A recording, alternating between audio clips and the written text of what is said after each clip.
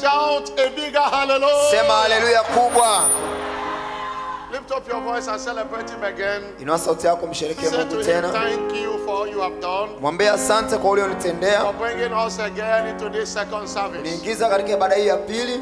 Oh, hallelujah to your name. Haleluya kwa jina lako. Hallelujah to your name. Haleluya kwa jina lako. Hallelujah to your name. Haleluya kwa jina lako. Hallelujah to your name. Haleluya kwa jina lako. Thank you, Jesus, Asante for all you have done for us. kwa yote ambao umetutendea. Thank you for the first service. Asante kwa ibada ya kwanza. Thank you, Lord, for this second service. Asante kwa ibada hii ya pili. Blessed be your holy name. Libarikiwe jina lako takatifu. Blessed be your holy name. Libarikiwe jina lako takatifu. Blessed be your holy name. Libarikiwe jina lako Thank takatifu. you for the testimonies we had this Asante morning. kwa shuhuda tulizosikia asubuhi ya Oh, leo. Alabaakashalaba. It is your doing and it is marvelous in Haya ni our eyes. matendo yako, ni ajabu machoni Oh, petu. hallelujah. Haleluya. We give you all the glory. Nakupa utukufu wote In Jesus' glorious name. katika jina tukufu la Yesu. Somebody shout a louder amen. Sema amina kubwa. Ask God to visit you in this service today. Muombe Mungu akutembelee kwenye ibada hii ya leo. In Psalm 106 verse 4. Zaburi ya 106 mstari wa 4. We prayed that scripture in the first service and I want you to pray it again. Tuliomba hilo andiko ibada ya kwanza, nataka tuombe tena ibada Say, hii. remember me, O Lord, with the favor Unikumbuke Mungu kwa kibali chako. that thou giveth unto thy people. I paraphrase it. Usiwache kwa watu wako. Remember me. Nikumbuke. As you are distributing your favor in this service, Unapogawa kibali katika ibada hii, Lord, remember me. Bwana nikumbuke. Lift up your voice. You are talking to your Inua master. sauti yako, ongea na You are Bwana talking wako. to the King of Kings and Lord Unaongea na of Lords. mfalme wa wafalme na Bwana wa Remember me mabwana. with your favor. Nikumbuke kwa kibali chako. Financial favor, remember me, Jesus. Kibali cha kifedha Yesu Remember me nikumbuke. with marital favor. Nikumbuke kwa Remember kibali me cha and ndoa. settle me. Remember me with your favor. Nikumbuke kwa kibali chako. In this service this morning, remember me. Katika ibada ya leo asubuhi nikumbuke. Remember me with your favor. Nikumbuke kwa kibali chako. Remember me with your favor. Nikumbuke kwa kibali chako. Remember me with your favor. Nikumbuke kwa kibali Oh, chako. remember me with your favor. Nikumbuke kwa Lord, in kibali this chako. covenant day of favor. Katika siku ya kiagano ya kibali. Oh, let the oil of favor come upon me. Mafuta ya kibali Let the yanijie. oil of favor pour upon me. Mafuta ya kibali Let yanijie. your favor announce me. Kibali chako Let your kinitangaze. favor give me my place. in Kibali the- chako kinipe Lord, nafasi. remember me with your favor. Nikumbuke kwa kibali. Oh, remember me with your favor. Nikumbuke kwa kibali chako. Remember me with your favor. Nikumbuke kwa kibali chako. Remember me with your favor. Nikumbuke kwa kibali chako. Somebody cry unto him. Lia mbele za Somebody Bwana Mungu cry akupe unto kibali. him. I must go back with the aqua of favor in my Lazima life. niondoke nilikuwa na The kibali. aqua of favor must rise. Kibali lazima Anywhere I niondoke. go, favor must Kila rise. ninapoenda kibali Favor lazima must kiende. announce me. Kibali kinitangaze. Remember me by your favor. Kibali. Appearance to your people. Lakaba lekatekatalaba. Obrekatakaba. Aliakatakaba tabalaba. Aliabaso katobelande katakatalaba. Oh, shiakaba. Melianda boshiakatalaba. Thank you, Jesus. Asante Yesu.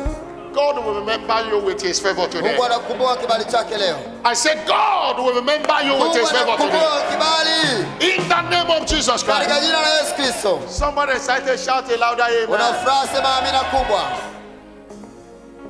We are going to thank God. Immediately I left the first service Nilipoondoka tu ibada ya kwanza, to check whether there is information. I now found out when we were in the first service, they sent us a memo through WhatsApp that we should know that today is a Father's Day. na And we should recognize that by next year we are celebrating it in full.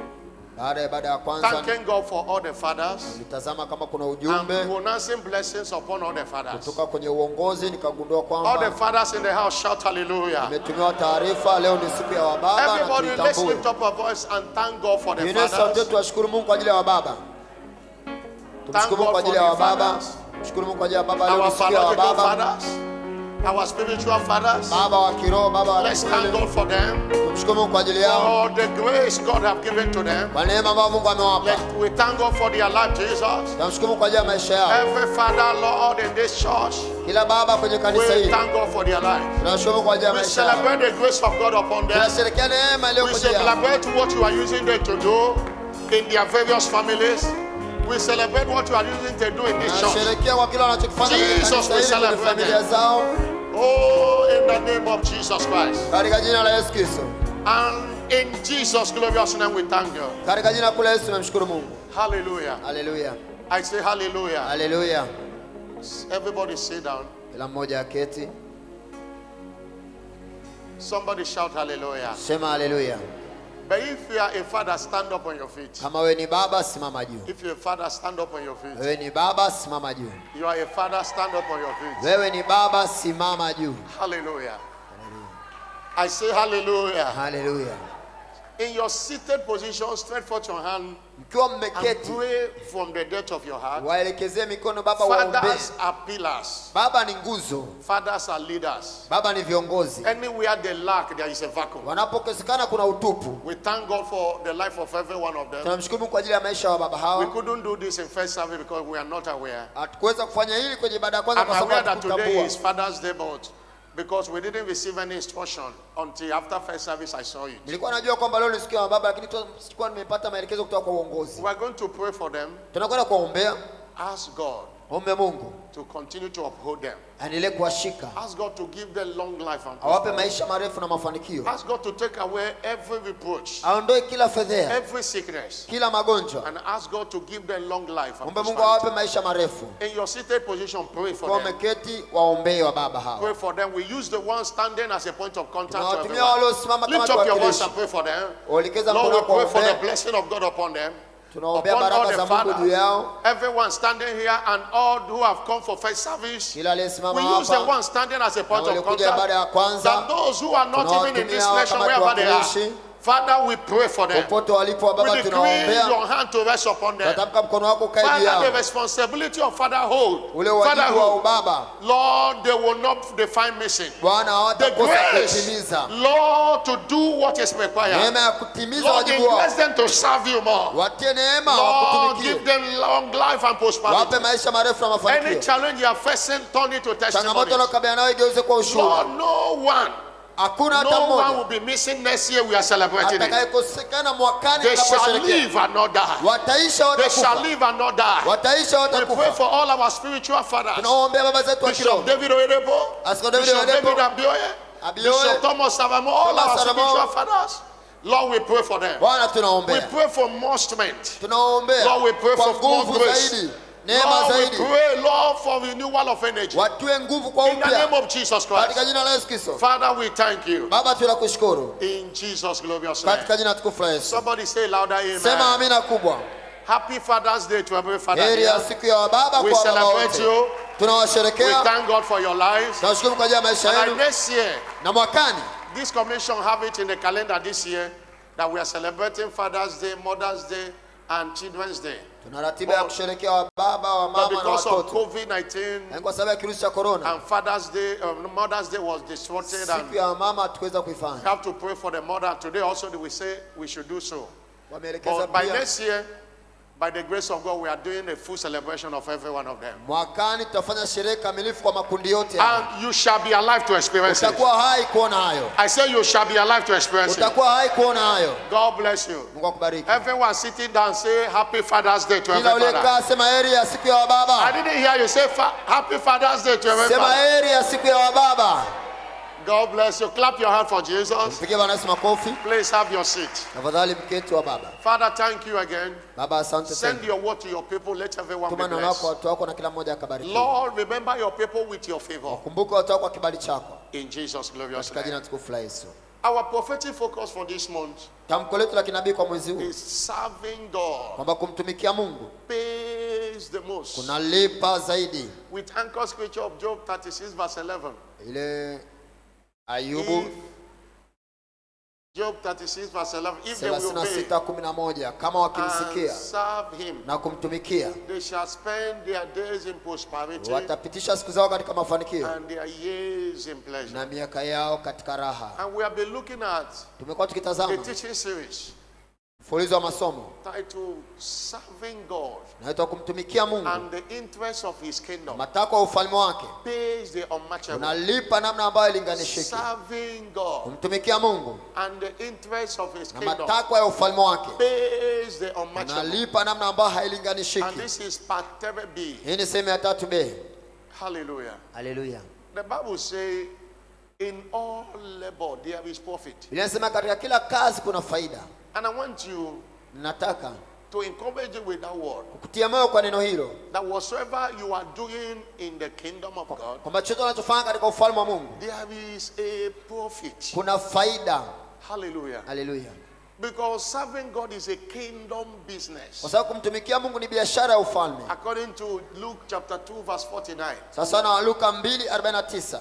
Jesus said, why are you looking for me? I will go after my father's business. Yesu alimwambia, kwa nini mnanitafuta? Mimi niko kwa ajili ya biashara ya baba yangu. And nobody goes into any business Hakuna mtu anayekwenda kwenye biashara yote for entertainment or to just make people. ili kujifurahisha au kuwafurahisha watu.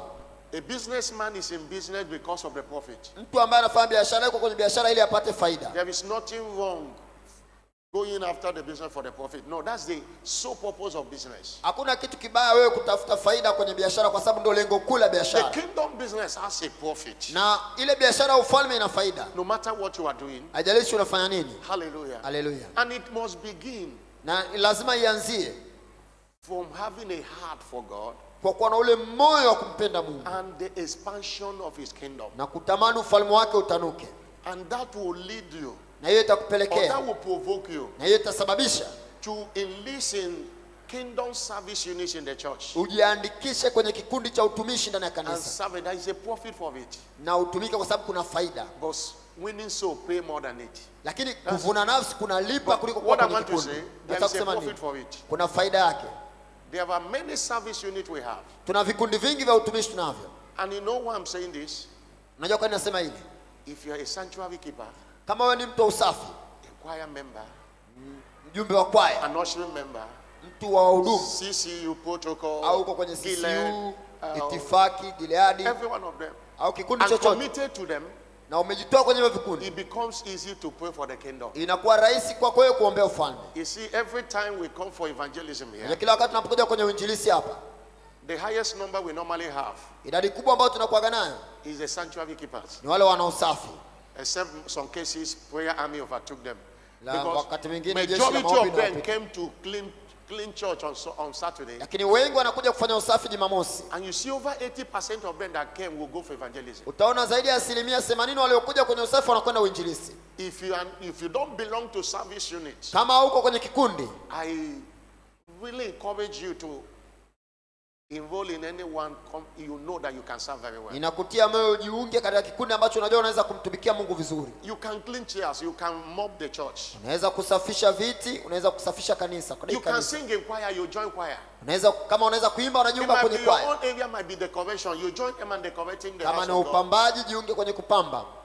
You might be someone you can teach in foundation class. Labda unaweza kufundisha kwenye darasa la msingi la kulia You know, wokovu. we have a lot of avenues where you can express the grace God have given to you. Tuna majukwaa mengi ambayo unaweza kudhihirisha ile neema ambayo Mungu ameweka ndani yako. Since I came here, I've never taught in foundation class. Tangu Because nimefika hapa there are people that are doing that. sijawahi kufundisha darasa la msingi la kulia I've wokovu kwa never sababu kuna watu baptized wanafanya anybody. hivyo. I've never gone to water to baptize anybody. Sijawahi I've gone kwenda kumbatiza there to yoyote. see how they are doing it. Wala sijaenda na kwendaga pale ili kuona wanafanyaje. In my former station, I used to do it. Kwenye kituo changu kilichopita huko nyuma But there nilikuwa are people nafanya. doing it. Maybe that's where you are. You can teach people the tenets of faith. Teach them a lot of things. Kama unaweza kuwafundisha watu ile misingi ya Every imani, Saturday, you join them in a foundation class. Jumamosi unaungana nao kule kwenye darasa la msingi la kulia You wokovu. might have a passion for children. Labda una shauku ya watoto, You join the children church. unaungana kanisa la watoto. Somebody shout hallelujah. Sema haleluya. You can usher people in. Unaweza kuwahudumia You watu can kuingia control the kanisani. crowds. Unaweza kukabili makundi You na can be a kuyaongoza. protocol. You can be in hospitality. Unaweza kuwa kwenye itifaki au kikundi cha ukarimu. Maybe you are a technical person here. Labda wewe ni mtu wa You have a ufundi, knowledge of ICT and other una things. utaalamu wa teknolojia na vitu kama hivyo. You go to technical. Unakwenda kwenye We kikundi established cha that ufundi. last year we announced for media and publicity, and it's a happening unit in Winners today. Na pia kuna kile Media and kikundi cha publicity. matangazo na Because habari. of the way things have changed now. If you go to Facebook now, you see many churches are giving their services live. Na Many are ukitazama YouTube kwa and all sasa hivi namna inavyokwenda Media mitandao ndio and imechukua publicity. nafasi kubwa. All Ibada these testimonies nyingi shared. zinafanyika kwa njia ya mtandao. Media and publicity will interview the people, take their pictures, and publish the testimonies as they allow them. Wale watu wa This is habari where it na is now. matangazo ndio jukumu lao la kuchukua shuhuda hizi na kuzitangaza kwenye mtandao. Maybe you study computer engineering, anything information technology. You join that unit and revive that unit. Umejifunza teknolojia ya mawasiliano. You have your laptop somewhere and any quotation, the way you amplify it and send it to social media network, that is what is happening today. Kwa hiyo kama una ule utaalamu wa kimawasiliano, unaungana na kikundi cha ufundi kwa ajili ya kurusha kutumia ujuzi wako ambao Mungu amekupa kutangaza kazi ya Mungu. Somebody shout hallelujah. Sema hallelujah. Members that came out that day, please let that unit come alive again. It doesn't, even though it's 7 people, even though it's 5 people, and many people have phone. Your phone can do most of the things we are looking for. Your phone can do that. Kile kikundi cha matangazo na habari, kile kikundi kianze kuwa hai. You are writing quotation, you are writing scriptures, you are a lot of things to. Unaweza ukatumia hata simu yako kwa ajili ya kutangaza kanisa, laptop yako. You can have a table in the technical day and be doing it while service is going on. Mnaweza mkawa mna meza yenu pale katika kikundi cha ufundi pale, ofisi ya ufundi pale, mkawa mnafanya mambo yenu pia. Somebody shout hallelujah. Sema hallelujah. What am I saying? We have avenues where you can serve God. Nachosema nini? Kuna majukwaa mbalimbali ya kumtumikia Mungu. You can interpret. Unaweza kutafsiri. Many of us can interpret here. Wengi wetu tunaweza kutafsiri hapa. But we are running away. Lakini tunakimbia hii kazi. Come to second service and go back another Sunday you come for second service. It is not coming to church is different from serving God. Kila saa unakuja tu ibadani na kuondoka. Kuja kanisani tofauti na kumtumikia Mungu. Service in this kingdom is a covenant. Utumishi katika ufalme huu ni agano. Exodus 23 verse 25. Kutoka 23:25. Serve the Lord thy God. Utamtumikia Bwana Mungu wako. He shall bless thy bread and thy water. Atabariki chakula chako na maji yako. And I said in the first service. Ni sawa kwenye ibada ya kwanza. God cannot serve himself. Mungu hawezi kujitumikia mwenyewe. And you cannot bless yourself. Na hawezi kujibariki mwenyewe. And a deal was enacted. Na hapo mkataba unaanzishwa. Since I can't serve myself. Kwa sababu siwezi kujitumikia mimi. And you can't bless yourself. Na wewe huwezi kujibariki. Okay, serve me and I will bless you. Nitumikie mimi Mungu na mimi nitakubariki. Ni agano. And that covenant is binding. Na hilo agano limewekwa muhuri. Serve God. Mtumikie Mungu. You commit God for his blessings. Unamfanya Mungu akubariki wewe. And Proverbs 10 verse 22. Proverbs 10 verse 22. Mithali 10:22. It is his blessing. Ni zile baraka za Mungu.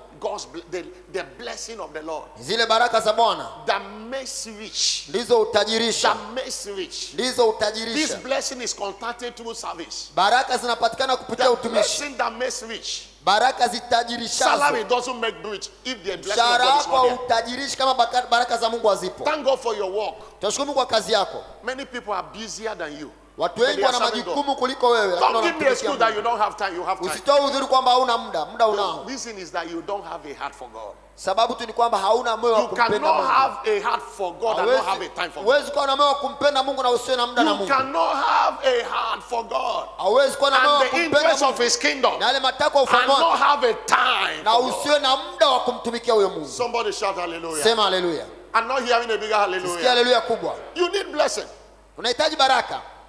There is nobody in this life that rejects blessing. Hakuna mtu katika maisha anayekataa baraka. Blessing changes people's story. Baraka zinabadilisha historia za watu.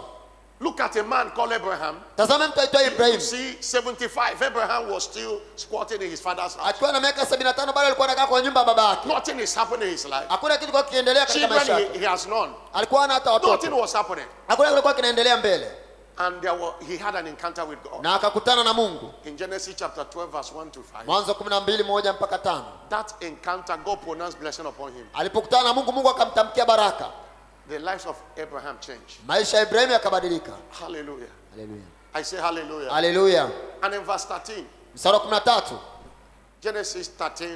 Genesis chapter 13 verse 2. Mwanzo 13. You see how the Bible, you see Abraham now was very rich. Tunaona sasa Ibrahimu akawa tajiri sana. To be rich in cattle, in gold and silver, that is katika wanyama, katika dhahabu, katika fedha. God had pronounced blessing on him. Kwa sababu Mungu alimbariki, alimtamkia baraka. We come to God to be blessed by God. Tunamwendea Mungu ili tubarikiwe na Mungu. That was why you see in 1 Chronicles chapter 4 verse 9 and 10. Nyakati wa kwanza 4, 9 na 10. What did Jabez pray? Jabez aliomba ombi gani? In verse 10. Mstari wa 10. He said that thou would bless me indeed. Sasa Mungu kama utanibariki. Jabez said, bless me indeed. Jabez alimwambia Mungu nibariki. The blessing of God terminates sorrows of life. Baraka za Mungu ndio zinaondoa huzuni ya maisha. Jabez was living in sorrow. Jabezi alikuwa anaishi kwenye huzuni, But when he prayed for the blessing, lakini alipoomba apate baraka. what am I saying? Nachosema nini? There is nothing you need in this life Hakuna unachohitaji katika maisha haya that is not summed up in the blessing of the Lord. ambacho hakiko ndani ya baraka za The Mungu. blessing of the Lord Baraka za Mungu is all encompassing. zina cover maeneo yote. When you see blessing, Unapoona baraka, there are a lot of packages in blessing. kuna vitu vingi ndani ya baraka za Mungu. And that's what you assess Hicho ndio unakipata when you serve God. pale unapomtumikia Mungu. You shall serve, Utatumika and God shall na bless. Mungu naye atakubariki. Hallelujah. Hallelujah. And God shall take away sickness. Mungu ataondoa magonjwa. God will make that you will not cast it young, Mungu atasababisha mimba yako isiharibike nor be barren. wala usiwe You know, tasa. before you talk about miscarriage, you will talk about marriage first. Because in other words, in that scripture, there is a provision for marriage. Amezungumza kwa habari ya kuharibika mimba kwa sababu anakuonyesha kwamba wewe utaoa na kuolewa bila shida. That's miscarriage God is talking about is not unwanted pregnancy. It's pregnancy with husband and wife. Maana anaposema kuharibika mimba, maana yake hiyo mimba lazima ipatikane ukiwa That's why there umeoa au is umeolewa. nothing you desire in this life that service cannot give to you. Kwa maana mengine hakuna unachokitamani katika maisha ambayo utumishi hawezi kupatia. And we are living testimonies. Sisi ni shuhuda walio hai. Somebody shout hallelujah. Sema haleluya. But what do I stand to profit if I serve God? Lakini ninapata nini ninapomtumikia Mungu? One, Cha kwanza, the giant in you will come alive. lile jitu ndani yako linaamka, linakuwa hai. The giant in you will come alive. Lile jitu aliyoko ndani yako anakuwa hai When you serve God. unapomtumikia When Mungu. you serve God. Unapomtumikia Mungu, When you are a committed soul winner. unapokuwa ni mtu unajitoa kuvuna nafsi. Proverbs 11 verse 30. Mithali 11:30. Proverbs 11 verse 30. Mithali 11:30. The fruit of the righteous is a tree of life. Ule uzao mwenye haki ni mtu wa uzima, That winneth soul. yule avunaye nafsi. He says, you see what the Bible says? He that winneth souls. Inasema yule avunaye nafsi. You want one soul and you say you have landed. No. Wewe unavuna nafsi moja unasema umetosheka. That Hapana, souls inahitajika ziwe nafsi it nyingi. can be 1,000, it can be 1 million Naweza kuwa souls. nafsi 1,000 au He that zaidi. winneth souls. Yule is wise. avunaye nafsi nyingi. And Daniel chapter 12 verse 3. Danieli 12:3. Remember, he that winneth soul is wise. Yule anayevuna nafsi ana hekima. And that one that is wise Yule mwenye hekima shall not shine sasa atang'aa as the brightness of the firmament. kama mwangaza wa anga. And he that turned many to righteousness Yule awageuzao wengi kuwa wenye haki are stars forever. atang'aa kama nyota milele. Hallelujah. Hallelujah. One of the things that you enjoy when you are a servant. Moja ya kitu unachokifurahia au unachokipata Winning souls, unapotumika, praying kingdom advancement prayers. unapovuna nafsi Serving na in one kuomba capacity or the other. ufalme wa Mungu uende mbele, Is it makes you wise. inakupa And by hekima, that wisdom, na kupitia hiyo hekima the giant in you come alive. yule mtu mkuu ndani yako anainuka. Number 2 profit Faida ya pili, is when you serve God and interest of his kingdom, unapomtumikia Mungu na matakwa ya ufalme wake, you access divine presence. unapata ule uwepo wa Mungu. You access divine presence. Unapata uwepo wa Mungu. Remember, Jesus said to us in Matthew 28 verse 19 and 20, Yesu alisema kwenye Mathayo 28:18 mpaka 20, when he sent us, alipotutuma, he said, no, 19 and 20. He said, 19 na 20. I am with you always, Hasa niko pamoja nanyi even to the end of it. Verse 20. nyakati zote hata miisho ya ulimwengu. Hallelujah. I am with you. Niko pamoja nanyi. In Mark 16 verse 20, Marko 16:20. practically fulfilled. He said, and they went and preached everywhere. Inasema wakatoka wakaenda kuhubiri kila eneo. The presence of God went with them. Uwepo wa Mungu kaenda pamoja nao. The presence of God went with them. Uwepo wa Mungu ulienda pamoja nao. A servant of God does not last the presence of God. Mtumishi wa Mungu hakosi uwepo wa Mungu. Hallelujah. Hallelujah. I have found David my servant. Nimemwona mtumishi wangu Daudi. Psalm 89 verse 20. Zaburi With my holy 89:20. oil have I anointed Kwa him. mafuta yangu matakatifu nimempaka. And David never lacked divine presence. Daudi kama hakukosa uwepo wa Mungu. David never lacked divine presence. Daudi hakukosa uwepo wa Mungu. In Psalm 23 he said, though I walk through the valley of the Zaburi shadow of death, 23, nijapopita kwenye I bonde la will uvuli wa fear mauti, no evil. sintaogopa mabaya, For thou art with me. maana wewe uko pamoja For nami. thou art with me. Maana wewe uko pamoja That nami. is the greatest asset of life. Hiyo ndo hazina kubwa ya maisha. Hallelujah. The Bible says in Acts chapter 10 verse 38, how Matendo God anointed 10:38. Jesus with Holy Mungu Ghost and with ampaka power, mafuta Yesu kwa Roho who Mtakatifu went na kwa nguvu. about akatembea huko na huko akitenda mema and healing all that was na oppressed of the devil. kuponya wote walionewa na For ibilisi, God was with him. kwa maana Mungu alikuwa As he pamoja goes naye. about pursuing souls, Unapokwenda kufuata nafsi, the presence of God was with him. uwepo wa Mungu unaenda pamoja naye. That's the greatest asset of life. Hiyo ndo hazina kubwa ya maisha. You carry God at all times. Unambeba Mungu kila wakati. And Romans 8:31 says, Warumi 8:31 if inasema, God be for us, kama Mungu akiwa upande wetu, who can be against us? nani anaweza kuwa kinyume nasi? If God be for you, Mungu akiwa upande wako, no principality, no power, no hakuna witch mfalme wala mamlaka, hakuna mchawi shall be against you. anaweza kuwa kinyume nawe. The greatest thing that can happen to you in life Kitu kikubwa kinaweza kutokea katika maisha kwako is to secure divine ni presence. kuupata ule uwepo wa Mungu. Secure presence. Uwepo wa Mungu.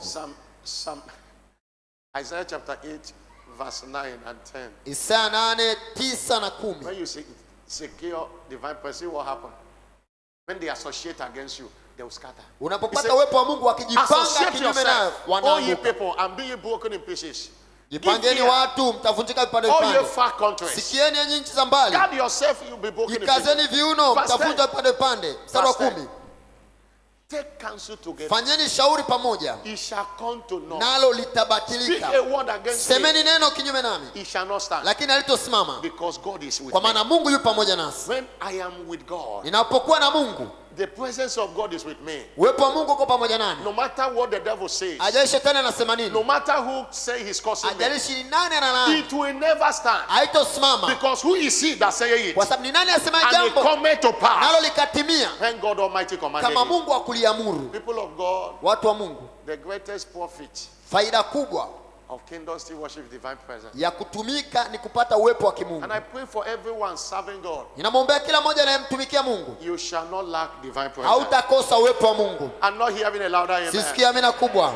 And number 3 benefit Faida ya of tatu profit, it secures future generation. ni kupata kizazi Serving God chako, and the interest of his kingdom kumtumikia Mungu na mataka ya ufalme wako secures your future generation. inatengeneza hatima ya kizazi chako cha mbeleni. And I took that point in the first service. Nilichukua hiyo pointi baada ya kwanza. And one of the things I said, Moja ya kitu nilichosema that the reward of service outlive us. kwamba zile thawabu, faida za utumishi That zinaendelea kuishi not hata baada only us yetu that we sisi. enjoy it. Sio kwamba tu ni sisi tutafurahia baraka za There are kutumika. things we are doing in the kingdom of God now, we don't understand what it is. Kuna vitu tunafanya kwenye ufalme wa Mungu sasa, lakini hatuelewi. Our children will enjoy it. Watoto wetu Our watafurahia, children will enjoy it. wajukuu wetu watafurahia. Hallelujah. Haleluya! Even beyond the 4th generation. Hata baada ya kile kizazi cha 4 watanufaika matokeo ya utumishi unaotumika sasa. Psalm 112 verse 1, 2 and 3. Zaburi ya Praise ye the 112. Lord. Blessed is the man that feareth the Lord, Amebarikiwa mtu yule amchaye Bwana, that delighted greatly in his commandment. anayejifurahisha sana katika maagizo Commandment of yake, soul winning. anayekwenda kuvuna nafsi. His seed Uzao wake shall be mighty upon the earth. utakuwa hodari duniani. The generation of the upright shall be blessed. Kizazi cha mwenye adili Wealth kitabarikiwa. and riches shall be in his house. Nyumbani mwake mna utajiri na mali. What he's doing now endures forever. Anachokifanya sasa kitadumu Just milele. look beyond you. Usijitazame wewe tu. As a father, today is Father's Day. Kama leo baba, siku ya The baba, greatest asset you can leave to your children hazina kubwa unaweza kuwapa watoto wako is service. ni utumishi. Hallelujah. Haleluya! It's not when the Bible says a good man Biblia inasema leaveth inheritance mtu for his children mwema and his children. huacha urithi hata kwa watoto na wajukuu. Look beyond cars, house, land. No. Tazama zaidi ya magari, nyumba. You know, integrity is an asset. Unajua uadilifu ni hazina. Honesty is an asset. There are people who say, oh, that family, they are very honest. Let's give Kule him. kuwa waaminifu ni hazina. Kuna watu wanasema ile familia ni waaminifu. There are also people who say, very crooked family. No, I don't think anybody there can say the Kuna truth. familia nyingi zinatamka ile familia ya kisanii Them- sana. Hakuna mtu atakayeinuka kuwa mwenye maana. The man suffering that didn't know what others committed, but he's facing it. That's the same Unakuta way blessing ni God. mzazi wako alifanya hivyo, lakini hawa hichi kizazi kingine kinateseka kwa makosa ya yule aliyefanya You mwingine. can secure the future of your children. Unaweza kutengeneza hatima ya watoto Your wako children. au wajukuu wako, That anytime they remember you, ili kila wakati wanapokukumbuka it will be a blessed remembrance. itakuwa wanakukumbuka kwa baraka. Hallelujah. Hallelujah. The people we call people who have died, when we call their name, we say, of blessed memory. Kuna watu Blessed ambao memory. tunapowafariki tunapowakumbuka tunasema Their children aliyebarikiwa, are still marehemu thanking God aliyebarikiwa. for the life they live, how they serve God, because they are enjoying it today. Kuna watoto wanafurahia baraka za wazazi wao kwa namna ambavyo wanafurahia mema waliyopata kupitia utumishi wa wazazi wao. A pastor called Pastor Chris Oyakilome build a faculty in Idahosa University recently. Kuna huyu ndugu ambaye anaitwa Pastor Chris Oyakilome alijenga jengo kwa ajili ya engineering, and it was commissioned this year. Na hilo jengo lilikuwa wakfu mwaka huu before the COVID-19. Kabla ya kirusi cha corona. What is the reason? Kwa nini alijenga hilo jengo? The impact of Benson Idahosa in his life. Ni kwa sababu ya yale mema ambao Benson Idahosa alimtendea katika maisha yake. Hallelujah. Hallelujah. I'm not hearing a bigger hallelujah. Sikia hallelujah kubwa. The blessing that family is receiving today, zile baraka ambazo familia ya Benson Idahosa wanapokea leo, of the services of Benson Idahosa when he was alive, ni matokeo ya ule utumishi wa Benson Idahosa alipokuwa hai. That family is a blessed family. Ile familia yao ni familia iliyobarikiwa. In the first service I mentioned John D. Rockefeller. Kwenye baada ya kwanza nilimtaja John D. Rockefeller. His life. Ukijifunza maisha yake. He was the first American billionaire in history. Alikuwa ni bilionea wa kwanza wa Marekani. He was a church warden. Alikuwa ni mtumishi kanisani. In our everyday language I will call it sanctuary keeper. Alikuwa ni mtumishi kanisani, mtu wa usafi. Hallelujah. Hallelujah. He served God. Alimtumikia Mungu. He served God. Alimtumikia Mungu. Today his foundation is still blessing people. Leo hii taasisi yake bado inabariki watu. The children are enjoying the blessings of the service he rendered. Watoto wake wanafurahia baraka za utumishi aliotumika. Please don't look only for yourself. Tafadhali usijitazame wewe peke yako. If you are idle in the house of God today, kama utumiki nyumbani mwa Bwana leo, please change because of your children. Tafadhali badilika kwa ajili ya watoto wako. Because of your children. Kwa ajili ya wajukuu wako. Somebody shout hallelujah. Sema hallelujah. I'm not hearing a big hallelujah. Sisikia hallelujah kubwa. Many of us are suffering today. Wengi tunasumbuka leo. Because our fathers and forefathers didn't hearken to the voice of God to do what God wanted them to do. Kwa sababu baba zetu na babu zetu hawakuisikia sauti ya Mungu na kufanya maelekezo ya Mungu. Some of them went and served idols. Wengine walikwenda na kutumikia miungu. But there were those who committed in serving God then. Lakini kuna wale walijitoa huko nyuma kumtumikia Mungu. It is showing today. Inaonekana waziwazi leo. Somebody shout hallelujah. Sema hallelujah. I'm not hearing a bigger hallelujah. Sisikia hallelujah kubwa. Please serve God. Tafadhali mtumikie Mungu. One of the things a good father will always do. Moja ya kitu kizuri ambacho baba mwema atakifanya. You must make sure that what you suffer that your children will not suffer it. Inabidi uhakikishe kile ambacho unakipitia au kinachokutesa wewe watoto wako wasiteseke nacho. The thing that take you time to get that your children get it without taking them. Yale mambo yaliyokusumbua kuyapata watoto wako yapate kiurahisi. You can rewrite the story of your lineage by your service today. Unaweza ukabadilisha historia ya ukoo wako kupitia utumishi unaotumika leo. Is somebody hearing what I'm saying? Kuna mtu anasikia anachokisema? What must we do for our services to be accepted and rewarded? Napaswa kufanya nini ili utumishi wangu ukubalike na nipate thawabu? It's so important. Ni la muhimu sana. Because many are serving, maybe serving in unit. Sasa wengi wanatumika labda kwenye kikundi. Praying kingdom advancement prayer. Kuomba maombi kusonga mbele ufalme wa Mungu. Or doing one thing or the other in the house of God. Au unafanya jambo moja ama jingine katika nyumba ya Mungu. But are you doing it in a right way? Lakini je, unafanya kwa usahihi? In Hebrew chapter 12 verse 28. Ibrania 12:28. The Bible says, having the kingdom which cannot be moved. Tukiwa na ufalme usioweza kutetemeshwa. Having received the kingdom which cannot be moved. Tukiwa tumeupokea ufalme usioweza kutetemeshwa. Have grace. Tupokee neema. Whereby we may serve God acceptably. Ili tuweze kumtumikia Mungu kwa kukubalika. With reverence and godly fear. Kwa unyenyekevu na kicho. For God is a consuming fire. Maana Mungu wetu ni moto ulao. Let us serve him acceptably. Tumtumikie Mungu kwa kukubalika. If our services we render is not accepted, kama utumishi wetu tunaotoa haukubaliki, he cannot be rewarded. Hatuwezi kupata thawabu. Hatuwezi kupata thawabu. And we are so passionate to see everyone serving being rewarded. Na tunatamani sana kuona kila anayetumika anapata thawabu. We can mark you good, but is God marking you good? Sisi tunaweza kuona unafanya vizuri. Je, Mungu anakuona unafanya vizuri? We can say this one is committed. Human beings judge that way. But God. Sisi tunaweza kusema huyu jamaa anajitoa. Je, Mungu anakuona unajitoa kweli kweli? When Samuel saw Eliab in 1 Samuel chapter 16 verse 7. Samuel alipomwona Eliabu katika Samueli 17 when God sent him to the house of Jesse. Mungu alipomtuma katika nyumba ya Yese. And God said to him. Mungu akamwambia. God said to him. Mungu akamwambia. No, not 1 Samuel. That's 1 Samuel. Samuel wa kwanza. Check 13 verse 7. 13:7. Jaribu kuangalia. God said to him, I don't look as man look. Mungu akamwambia sitazami kama wanadamu angaliavyo. I look at the heart. Mimi natazama moyo. Man look at the outward appearance. Mwanadamu anaangalia muonekano wa nje. Man look at the outward appearance. Mwanadamu anatazama muonekano wa nje. Hallelujah. Hallelujah. I say hallelujah. Hallelujah. In my experience Kwa uzoefu as wangu a pastor, kama mchungaji, there are people we recommend. kuna watu We tunawapendekeza. commend also. Tunawapendekeza. That's 16 verse 7. 16:7. And you see, a little thing will happen, you will not know that you were wrong. But God cannot be wrong. Mungu hawezi kukosea. That's why, please let God mark you good. Tafadhali tumika ili Mungu akuone kwamba He unatumika sees kwa what we usahihi. cannot see. Mungu anaona kile ambacho He si hatuwezi knows kuona. what we cannot know. Anajua kile ambacho si He hatuwezi kujua. searches the heart of everybody. Anachunguza moyo wa kila mmoja.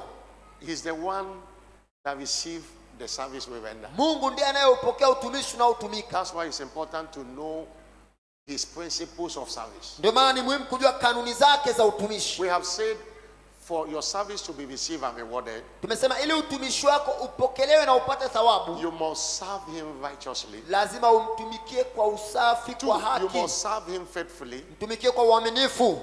Two, your service must be from the heart. Na utumishi wako utokee moyoni. We also last Sunday that you must serve him cheerfully. Tulisema pia mtumikie kwa furaha. See also that you must serve him willingly. Pia mtumikie kwa juhudi. And last Sunday we also that your service must be love motivated. Na pia utumishi wako usukume kwa upendo wa Serve him kumpenda because Mungu. you love him, not because of what he can give. Tumikie kwa sababu unampenda, sio kwa kile anachokupatia. In the first service today, we look at another two. Ibada ya kwanza tulitazama viwili. That you must serve him diligently. Mtumikie kwa juhudi. Because Hebrew chapter 11 verse 6 says Ibrania 11:6 anasema that God is a rewarder Mungu hutoa of thawabu those that diligently, kwa wale wamtafutao kwa bidii, kwa bidii, kwa bidii. Hallelujah. Giving your best in the service. Kujitoa kwa juhudi kwenye utumishi. And we say also that you must serve him sacrificially. Lazima umtumikie kitabiu. Diligent is doing it with your best or doing your best. Kufanya kwa bidii ni kufanya kwa uwezo wako But wote. sacrifice is going beyond your best. Kufanya kutumika kidhabihu And I ni say kutumika zaidi ya uwezo service wako. stretches people. Tunasema utumishi uwafanya, Service will cost you something. ule utumishi utakugharimu If kitu. it does not cost you anything, Kama utumishi haukugharimu, it will not pay you anything. hautokulipa chochote. Don't serve God only when it is convenient. Usimtumikie tu Mungu pale unapokuwa na nafasi. Hallelujah. Hallelujah. Why do you know the reason you are doing rehearsal on Sunday? Convenient. Nobody can sacrifice within the day to come for fire rehearsal. Where we see everybody on Sunday. No, you don't serve God Kwenye like that and mazoezi receive kwa money. watu And hawaji, receive reward. lakini No. wanakuja tu ibadani. Huwezi kumtumikia Mungu namna It's hiyo na ukapata sacrifice. thawabu. Ni dhabihu, ni kujitoa You dhabihu. might not have the time, you create the time. That's Unaweza sacrifice. usiwe na muda, That lakini is unatengeneza sacrifice. muda, You might not have the unalazimisha. money, Unaweza usiwe na but pesa, you must be in service. No lakini matter, lazima even uwepo though it ibadani. takes to trek. Hata kama itahitajika kutembea I kutoka know where kanisani I unatembea. used to trek in Abuja to go and serve. Huko Even when I don't nyuma have Abuja money to nilikuwa take, naenda I kwa take a miguu motorcycle. kwenda kutumika. It will cost you. Most of the time with the heat in Abuja, you'll be sweating, you'll be soaked. Wakati And we mwingine are taking- unatembea, jua linakupiga, lakini unakwenda kutumika. It will cost you something. Kutumika kutakugharimu Don't be kitu. taken until it is convenient. Usitumike tu If pale you are waiting unapopata for convenient nafasi. time, Kama unasubiri mazingira you are not mazuri, serving God. wewe umtumikii Mungu. You are not serving God sacrificially. Au mtumikii Mungu kwa kujitoa kidhabihu. Hallelujah. Hallelujah. When you serve God sacrificially, Unapoanza kumtumikia Mungu ukijitoa kidhabihu, the star in you will emerge. ile nyota ndani yako And itainuka. finally today, Mwisho leo, you must serve God unashamedly. mtumikie Mungu pasipo kuona aibu, Unashamedly. pasipo kuona haya. Many people are ashamed to carry the gospel. Watu wengi wanaona aibu kuitangaza Many injili. people doesn't come to church with Bible because they don't want people to know that they are Christians. Wengi hawaji kanisani na Biblia kwa sababu hawataki watu wajue kwamba wao ni Wakristo. Unashamedly. Kumtumikia pasipo kuona haya. Hallelujah. Hallelujah. They can't buy the sticker because they don't want people to know that they are winner. Hawezi kununua stika Unashamedly. kwa sababu hawataki watu wajue kwamba wao ni washindi. Hallelujah. Hallelujah. Romans chapter 1 verse 16. Warumi 1:16. The apostle say, I am not ashamed of the gospel of Tumesema Christ. sionei haya injili I ya am Kristo. not ashamed of the Sionei gospel haya of Christ. injili ya Kristo. Because it is the power of God. Maana ni nguvu ya Mungu. Hallelujah. Muslims are not ashamed. Anywhere you see them, Even when they are driving, it's time to pray. Everybody will know. Waislamu hawaoni aibu But maana why popote must wanasali. you be ashamed Lakini wewe unaona to aibu identify with Christ? kujitambulisha kwamba wewe ni Mkristo. Serve him openly and secretly. Tumikie Everywhere. waziwazi na sirini. Somebody shout hallelujah. Sema haleluya. I'm not hearing a bigger hallelujah. Sisikia haleluya kubwa. I'm not hearing a bigger Sisikia hallelujah. haleluya kubwa. In Mark chapter 18, Marko 18. see what Jesus said. Tazama Yesu alichosema. Let me open my notes. Fungua notes zangu. See what Jesus said. Tazama Yesu alichosema. Mark chapter 14. Marko 14.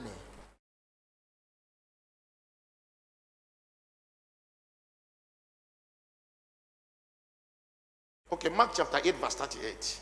Marko 8:38. Jesus said, Yesu asema, if he said, whosoever shall be ashamed of me maana kila mtu anaonea haya and my words na maneno yangu in this adulterous and sinful generation, katika kizazi hiki cha uzinzi na dhambi, also shall the Son of Man be ashamed pia mwana wa Adamu atamwonea haya mtu when he huyo cometh in the glory of his Father. atakapokuja katika utukufu wa baba yake. In service of God, you must despise the shame. Katika kumtumikia Mungu lazima udharau You aibu, must despise the mockery. lazima udharau fedhea. See the example of Jesus. Tazama mfano wa Yesu. Hallelujah. Haleluya. In Hebrew chapter 12 verse 2. Ebrania 12:2. Looking unto Jesus, the author Kimtazama Yesu and mwanzilishi the finisher of our faith, na mwenye kuitimiliza imani yetu, who for the joy that was set before him ambaye kwa ajili ya furaha iliyowekwa mbele yake endured the cross. aliustahimili msalaba. In service of God, there is a cross to carry you. Katika kumtumikia Mungu kuna msalaba wa kuubeba. That cross is heavy. Huo msalaba ni mzito, A cross of gossip. msalaba wa A cross of kusemwa, backbiting. msalaba wa They kusengenywa. will tell you you are doing as if you are the only one in the church. Watakwambia unatumika kama wewe ndio peke yako mtumishi kanisani. You can remember the drama acted first by Joel Company last Sunday in the first service. Umeona kile Those two guys say, do you know how many years we have been in this church? lile You are just igizo coming now.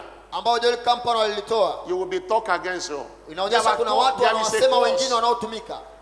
When you hear that, when you hear cross in the scripture, Unaposikia msalaba kwenye maandiko, they are not things inside the cross are not things pleasant. vitu viko ndani ya msalaba sio vitu vizuri vya That cross kupendeza. was heavy on Jesus. Huo They msalaba beat him, ulikuwa they smite him, mzigo they kwa mock him. Yesu. He said he despised the shame. Bilisema Yesu alidharau aibu. Hallelujah. To carry the cross, you must despise the shame. Kuubeba msalaba lazima uidharau aibu. Most of the time they will tell you, church. Mara nyingi watakwambia wewe kila siku kanisani. Church. Kila siku If kanisani. this God you are serving is rewarded, why have you not rewarded Kama you? Mungu unayemtumikia anatoa thawabu, mbona hatuoni hizo thawabu? Hallelujah. Hallelujah. They told one lady like that in Canaan land. Alimwambia binti See, mmoja this namna Jesus hiyo you are Kanaani. preaching. Huyu Yesu unayemhubiri, If it's good, why is he not? He have not given you husband. kama ni mwema kwa nini hajakupa mume? And the lady said, Jesus you had. Ile binti akamwambia Yesu anakuambia wewe And haya. within a short time, God showed up. Ndani ya muda mfupi Mungu akajionyesha. Hallelujah. Hallelujah. And the lady got married. Ile binti akaolewa. And the woman that said that was one of the first people that collected the afshebi. That's the wedding cloth. Na normally yule use. mwanamke aliyemtamkia yale maneno mabaya ndio alikuwa analishika There is lile a vazi cross la to bibi carry. harusi kule nyuma Yeah, but most of the linalopepea. time it looks as if you are wasting your time. Mara nyingine inaweza kuonekana kama Most of the unapoteza time, discouraging thought will come. wakati mwingine mawazo ukatisha tamaa yatakuja. Most of the time, especially when you see other people you are serving together, they are sharing testimony, getting married, buying car, and your own, you are not seeing anything. You Sasa pale unapoona wenzako wanaotumika nao pamoja, Mungu anawabariki, Don't disturb wameolewa, yourself. wananunua gari, there is a cross to carry. lakini wewe hauna kitu, usikatishe tamaa, kuna And msalaba wa kubeba. after the cross Baada ya huo msalaba comes the crown. inakuja taji. After the cross Baada ya msalaba comes the crown. inakuja taji. If you are ready for the crown, Kama unataka taji, don't despise the shame of carrying the cross. usidharau ile aibu ya kubeba msalaba. Until people mock you, Watu wasipokudhihaki, God will not make you. Mungu hawezi kukujenga. The more they mock you, the more. Kadiri Serve wanavyokudhihaki, more. tumika zaidi. They are not mocking you, are mocking God. Hawakudhihaki wewe, wanamdhihaki Remember, Mungu. as you serve, you carry God. Kumbuka unapotumika unambeba Mungu. And you will see what will happen soon. Na utaona nini kitatokea muda si It's a new mrefu. day for you. Ni siku mpya kwako. Anyone at the verge of giving up in service, Yote ambaye anataka kukata tamaa kutumika, receive grace for continuity pokea today. neema ya kuendelea. You know, in Daniel chapter 6 verse 20, Danieli 6:20. The king said to Daniel, Mfalme alimwambia Danieli, Daniel, servant of the Most High God, Danieli mtumishi wa Mungu aliye hai, is thy God, je, Mungu wako thou servest continually, unayemtumikia daima able to deliver you from the ameweza lion kukuokoa wewe continually. daima? I love that word. Mependa hilo neno. Receive grace Pokea neema to serve God ya continually. kutumikia Mungu daima. I'm not hearing a louder Sikia amina amen. kubwa. I'm not hearing a louder Sikia amen. amina kubwa. Exodus chapter 3 verse 21. Kutoka 3:21. God is telling you Mungu anakuambia in this service this morning katika ibada hii asubuhi ya leo that he will give you favor. kwamba atakupa kibali, That he will give you favor. atakupa kibali, That he will give you favor. atakupa kibali, That he will give you favor. atakupa kibali, And it shall come to pass na itakuwa when you go, utakapoondoka you shall not go empty. hautaondoka mikono I'm mitupu. not hearing a louder Sikia amina amen. kubwa. I'm not hearing a louder Sikia amen. amina kubwa. I'm not hearing a louder Sikia amen. amina kubwa. People of God, Watu wa Mungu, as I wrote last night, kama nilivyoandika jana usiku, favor is the birthright of the righteous. kibali ni haki kabisa ya mwenye Psalm aliyeokoka. 5 verse 12. Zaburi 5:12. That God will bless the righteous Bwana utambariki mwenye haki, with favor, with that compassing with the kwa shield. radhi yako, kwa kibali utamzunguka kama ngao. And you see, no matter who you are Haijalishi wewe ni nani, in the kingdom of God, you need favor with God and man. katika ufalme wa Mungu unahitaji kibali kitokacho kwa Mungu na kwa wanadamu. In Luke chapter 2 verse 52, Luka 2:52. Jesus Yesu increased in wisdom, alikuwa katika in hekima, stature, katika kimo, and in favor with na God alipata kibali kwa Mungu and with man. na kwa wanadamu. Two of them goes hand in hand. Vibali hivi vyote vinakwenda pamoja. And I said in the first service, Nilisema kwenye ibada ya in kwanza, this kingdom, whosoever that hate you does not matter, katika ufalme huu anayekuchukia haijalishi, but who likes you lakini matters. anayekupenda ndio anayejalisha. It's favor that makes people to like you, Ni kibali na kusababisha watu wakupende, and when they like you, they give you things. na wakikupenda wanakupa vitu, When they like you, they favor you. wakikupenda wanakupa kibali. David said, because God liked me, Daudi alisema kwa sababu Bwana among all my alinipenda, house he chose me. miongoni mwa nyumba yangu alinichagua mimi. Favor is to be liked by God. Kibali ni kupendwa na Mungu. Favor is divine partiality. Kibali ni kupata upendeleo kutoka kwa Mungu. God giving you what you are not qualified Mungu for. anakupa kile ambacho hustahili kukipata. So, favor is preferential treatment. Kibali ni Divine kupendelewa, preferential ni treatment. kupendelewa kiungu. Hallelujah. Haleluya. The favor of God, when it comes upon you, Kibali cha Mungu kinapokujia it gives you speed. kinakupa kasi. Hallelujah. Haleluya. One thing you must know about favor. Moja ya kitu ambacho kuja kuhusiana na kibali, Favor eliminates unnecessary battles and struggles of life. kibali kinaondoa vita zilizokuwa za muhimu katika maisha yako, Unnecessary battles vita zilizokuwa za and muhimu struggles of life. na masumbufu yasiyokuwa na muhimu katika maisha. Hallelujah. Haleluya. One thing you must know about favor. Kitu kimoja ambacho kuja kuhusiana na kibali, Favor makes a person to be at the right time, at the right place at the right time. kibali kinamfanya mtu kuwa mahala sahihi kwa wakati sahihi. It makes you to be at the right place at the right time. Kinakufanya uwe mahala sahihi kwa wakati sahihi. Hallelujah. Haleluya. When you have God's favor, Unapokuwa na kibali cha Mungu, laws are suspended for your sake. sheria zinavunjwa kwa faida yako. Customs and protocols are suspended Desturi, itifaki zinavunjwa for your desires to be ili granted. upate yale matamanio yako. Hallelujah. Haleluya. The favor of God Kibali cha Mungu gives people possession and positions kinawapatia watu mali na nafasi beyond their level, zaidi ya uwezo wao, beyond their wisdom, zaidi ya hekima waliokuwa nayo, beyond their resources. zaidi ya rasilimali zao. In Psalm 44 verse 7, the 44:3, Bible said they got not the land. hawakuipata ile nchi, They got not the land hawakuipata ile in nchi possession by their own sword. kwa upanga wao, Neither did their own arm save them. wala mikono yao wenyewe But kuwaokoa, God, thy right hand, bali Mungu mkono thy wako wa kuume, arm, the mkono light wako, of thy countenance, because thou had a favor unto them. kwa sababu uliwaridhia wewe. Favor give you possessions Kibali that kinakupa mali your labor cannot give you. ambayo juhudi zako haziwezi kukupatia. That is how important favor of God is. Ndio maana kibali cha Mungu ni cha muhimu sana. Favor of God Kibali cha Mungu qualifies the unqualified. kinawastahilisha wasiostahili, And at times, disqualify the qualified. na pia kinawafanya wanaostahili And wasistahili. explain it. You might go to the interview Unaweza kwenda kwenye usaili and you are not qualified. na haustahili, And there are people who are qualified. na kuna watu wanaostahili, But because you carry na favor, kwa sababu umebeba kibali, that favor will disqualify those who are qualified. kile kibali kinawafanya wale wanaostahili And wasistahili, qualifies you to give you that na job. kinakustahilisha wewe uliokuwa ustahili. Somebody shout hallelujah. Sema haleluya. That's why people say, I got a job. I didn't even know what I didn't answer anything in the interview. Ndio maana mtu anasema I mimi did anything they told me. I didn't nimepata have. ile kazi, sijui hata You nilijibuje, might not lakini know what they are asking you, unaweza usijue anachokuuliza, but when you carry the favor of lakini God, unapobeba kibali cha Mungu, that favor qualifies you. kile kibali kinakustahilisha. Hallelujah. One thing the favor of God does, Moja ya kitu ambacho kibali cha Mungu kinafanya, it overlook your errors kinafunika makosa yako and color your efforts. na kupamba juhudi It zako. overlook your errors Kinafunika makosa yako and color your na efforts. kinapamba zile juhudi There are zako. people in where you are working. Kuna watu pale unapofanya kazi They keep on making mistakes. wanakosea, They have given them query over query. wameonywa, But instead of after query, what comes is promotion. lakini badala ya kufukuzwa If ndio they are- wanapandishwa cheo, If they are redeployed, they go to a very greater place. na wakihamishwa wanapelekwa kitengo kingine chenye nafasi ya juu. And you are wondering, Unashangaa so what is happening? nini kinatokea. Me that is coming to work early, Mimi ninayewahi kazini me kila that is siku, doing this and that, nafanya vitu vizuri kabisa, your mind will be telling you.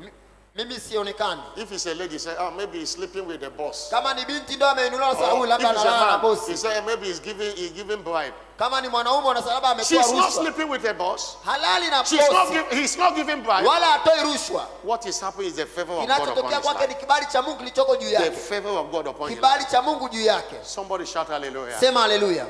The favor of God upon his life Kibali cha Mungu juu ya maisha yake overshadowed his errors kinafunika makosa yake and colored his effort. na kinapamba zile juhudi People of zake. God, I'm saying this Watu wa Mungu nasema hivi because you need this favor. kwa sababu unahitaji hichi kibali, You need this favor. unahitaji hichi kibali. There was a young lady Kuna binti mdogo named Hadessa, alikuwa anaitwa Adesa, or you can call her Esther. au unaweza kumuita Esther. In Esther chapter 2, Esther sura ile ya pili. she was an orphan. Huyu binti alikuwa ni yatima. And one day, the king rejected Queen Vashti. Siku moja mfalme alimkataa Malkia Vashti. Vashti was rejected. Vashti And there was a alikataliwa. vacancy. Na kukawa na And according to utupu their custom and tradition, kulingana na desturi zao. ladies were brought for a king to select. Mabinti wanaletwa sasa ili mfalme achague. And there was a man there called Mordecai, Na kuna mtu alikuwa anaitwa Mordekai who have already taken Esther as a daughter. ambaye alikuwa akimlea Esther kama binti yake. I said, okay, let's try whether it will work. Wakasema tujaribu, labda inaweza kuleta matokeo. Go and join them in the contest. Nyenda ungana nao katika kinyang'anyiro. And Esther went with the people. Esther akaenda na mabinti wengine. Hallelujah. Haleluya. In Esther chapter 2 verse 7. Esther 6 and 7. 6 na 7.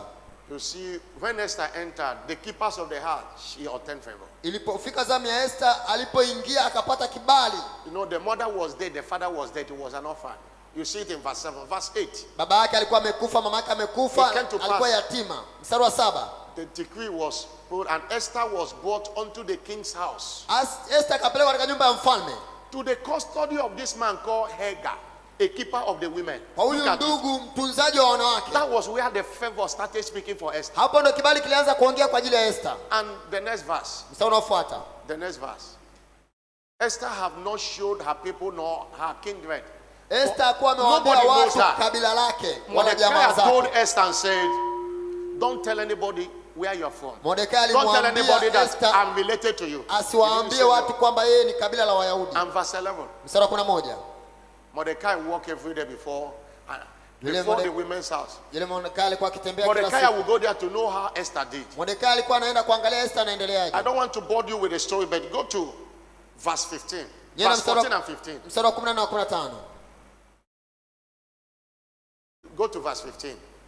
When other women were brought, Wanawake wengine walipoingia kwa mfalme, when it was the turn of Esther to see the king, ilipofika zamu ya Esther sasa naye kuingia kutazamwa na mfalme, and the Bible says, Biblia inasema when the turn of Esther, the daughter of Abiel, the uncle of Mordecai, ilipofika zamu ya Esther, mjomba wa who Mordekai, have taken her for his daughter, ambaye Mordekai alimtoa kwa binti yake when it was time to come to the king, ili aingie kwa mfalme, she required nothing but Ye, what hakutaka. that Hagar. Yeye hakutaka mapambo The king mapambo. chamberlain, the keeper of the women, appointed that something he have told her to do. Kuna vitu aliambiwa wajipambe navyo. And Esther obtained favor Esther akavikataa, lakini in the akapata sight kibali. of all of them that look upon her. Alipata kibali machoni pa wote waliomwona. Esther was taken to the king Ahasuerus. Esther akapelekwa kwa mfalme Ahasuero.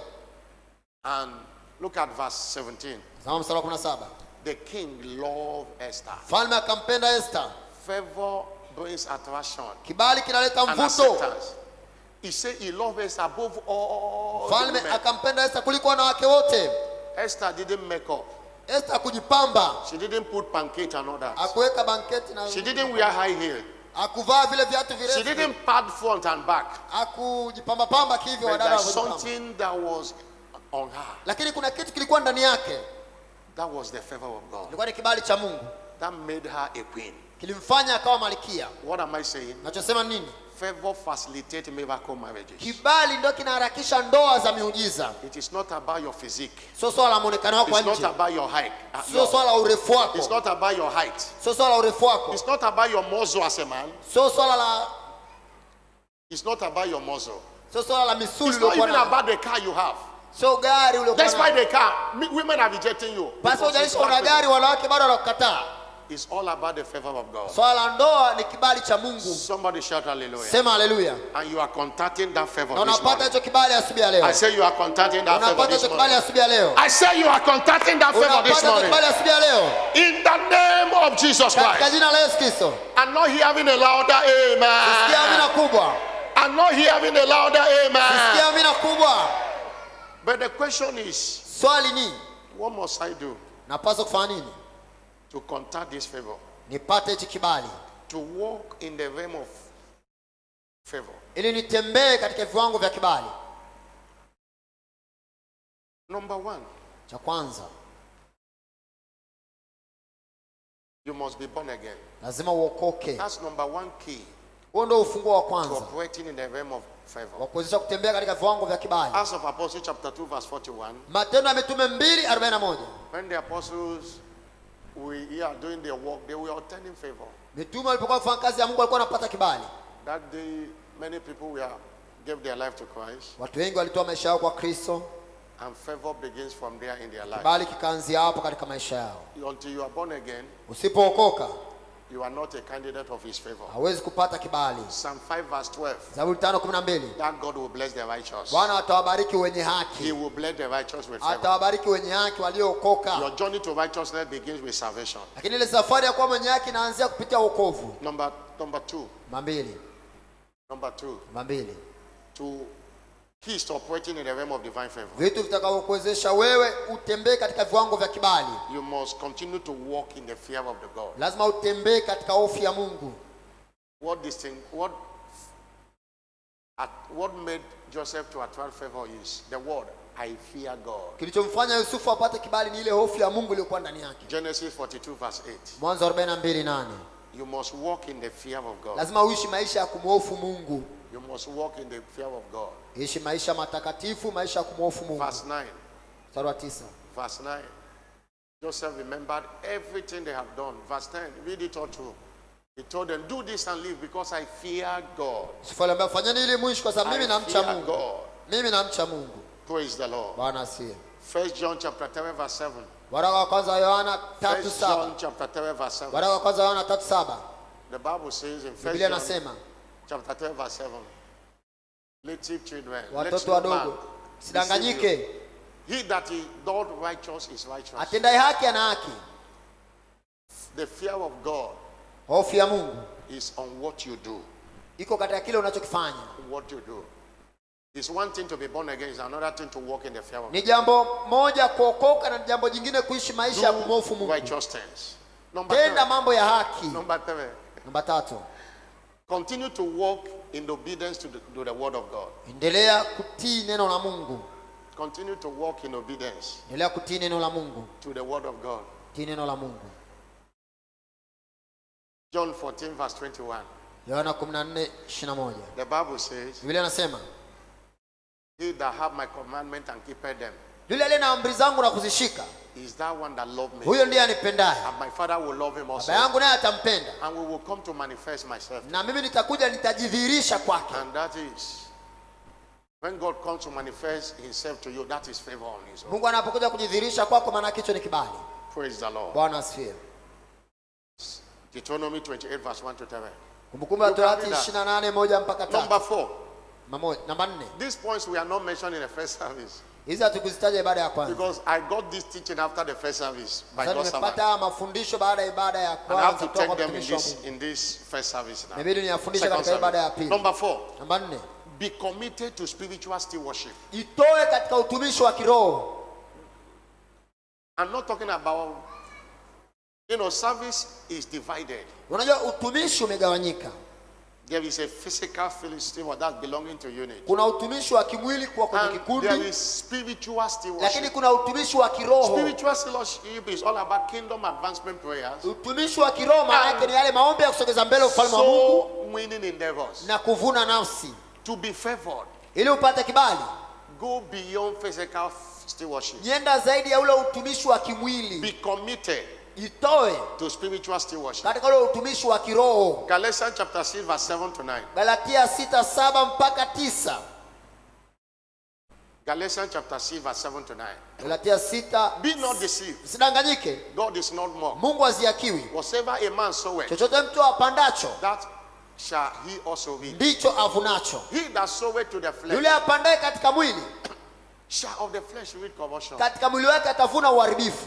Meaning sow is sowing to the spirit. Say he that soweth to the spirit, lakini yule apandaye katika roho, shall of the spirit reap life everlasting. Katika roho atavuna uzima wa milele. Let us not be weary in well doing. Tusichoke katika kutenda mema. For in due season, maana katika majira makamilifu, we shall reap. Tutavuna.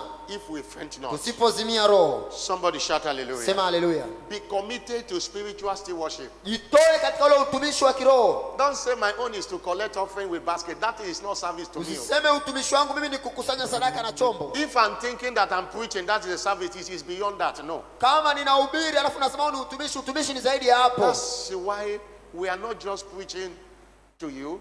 Mara nyingi hatukuhubiri wewe tu. We go for evangelism. Tunakwenda kwenye uinjilisti. The way others go, we go. Namna ambao wengine wanakwenda tunaenda. I went out yesterday and preached. Hata jana nilikwenda nikahubiri. They interpreted for me and we were in a team that went. Walinitafsiria, tulikuwa kwenye team, tulienda wengi kidogo. I drove them and we went there preach. Niliwapakia kwenye gari langu tukaenda huko kuhubiri. I can't say because I'm preaching. Siwezi kusema eti kwa sababu nahubiri. Maybe you are pastor, you come here and do one thing or the other. Labda wewe ni mchungaji unakuja hapa unafanya beyond the service we are talking about. Tunachokizungumzia sio utumishi wa namna ni zaidi ya huo. It's not everybody that have opportunity to climb altar. Na si kila mtu anapata fursa ya kupanda madhabahu. That you are madhabahu. serving God when you no, go beyond that. Nenda zaidi ya utumishi wa mwilini. Maybe you serve communion or you say service. We have passed that level. Labda unagawa ushirika mtakatifu na unasema huu ni utumishi. Tumeshavuka hicho kiwango. Don't deceive yourself because you collected offering today, you are serving God. Usidanganye tu kwamba kwa sababu nimekusanya sadaka ndio utumishi. We have passed that level. Tumeshavuka hicho kiwango. Hallelujah. Hallelujah. I say hallelujah. Hallelujah. Engage in kingdom advancement prayer. Jihusishe katika maombi ya kusogeza mbele ufalme wa Mungu. Engage in soul winning. Jihusishe katika kuvuna nafsi. And every other thing you are asking for shall be supernaturally added to you. Na kila kitu ambacho ungekihitaji utazidishiwa kiungu. Engage inviting people to the church for their salvation. Jitoe kwa ajili ya kualika watu kuja kanisani kupata wokovu. If you cannot preach, you can give compelling invitations. Kama huwezi kuhubiri, unaweza kualika waje kwa nguvu. You can give handbill. Unaweza ukatoa kipeperushi. Don't be ashamed to carry handbill and give handbill. Unaweza ukatoa kipeperushi ukawapa wakaweza kuja. We have over 20 of them that God saved in the first service today. Tuna watu zaidi ya 20 waliokoka ibada ya kwanza. 21 something. Watu zaidi ya 21. And that 21, all of them are first timers. Na wale 21 wote ni wageni wapya. Somebody invited them. Kuna mtu aliwakaribisha. They didn't preach to them there. Hawakuwahubiria kule. Please, you can invite somebody to church. Tafadhali unaweza kumkaribisha mtu kuja kanisani. Hallelujah. Hallelujah. Within a week you make a contact with people over a minimum of 100 people in a week. A minimum. Ndani ya wiki unaweza kuleta hata And watu 100 out of that ukisamiria. 100 people you contact in a week, you can't invite one person to church and bring the person to church. Unaweza ukajikuta kwa wiki unakutana na watu zaidi ya 100 lakini huwezi kumkaribisha hata mtu mmoja kuja kanisani. Stop deceiving yourself and serve God spiritually. Acha kujidanganya kwamba unajiambia He namtumikia pays the Mungu. most. He pays the unmatchable. Kumtumikia Mungu pays the kiroho unparalleled. ndipo kunapolipa. John chapter 4 verse 30 he says, Yohana when 4:36 you anasema, receive wages. Yule apandaye hupokea mshahara. There is no wages in sanctuary keeping, in choir, Hakuna mshahara in katika preaching. kusafisha. It is in soul winning Hakuna that you mshahara receive kwenye wages. kuhubiri, mshahara upo katika kuvuna No, nafsi. go to me anywhere. No, it is in soul winning when you reap that you receive wages. Mshahara unaupata kwenye kuvuna There is nafsi a difference between the unapovuna. word and the wages. There is a difference between the word of service and wages. Kuna tofauti baina ya thawabu na mshahara. Somebody shout hallelujah. Sema haleluya. I am not saying that those ones are not important, but this one is more important. Nachosema If nini? you are doing this one, Huo utumishi mwingine ni wa Don't leave muhimu, this lakini one huu wa undone. kiroho ndio wa muhimu zaidi. Don't Ukifanya leave ule this wa one kimwili, undone. pia fanya na huu wa kiroho. don't leave this one undone. Usifanye moja ukaacha jingine. Somebody shout hallelujah. Sema haleluya. I'm not hearing a bigger Sikia hallelujah. haleluya kubwa. I'm not hearing a bigger Sikia hallelujah. haleluya kubwa. I'm not hearing a bigger Sikia hallelujah. haleluya kubwa.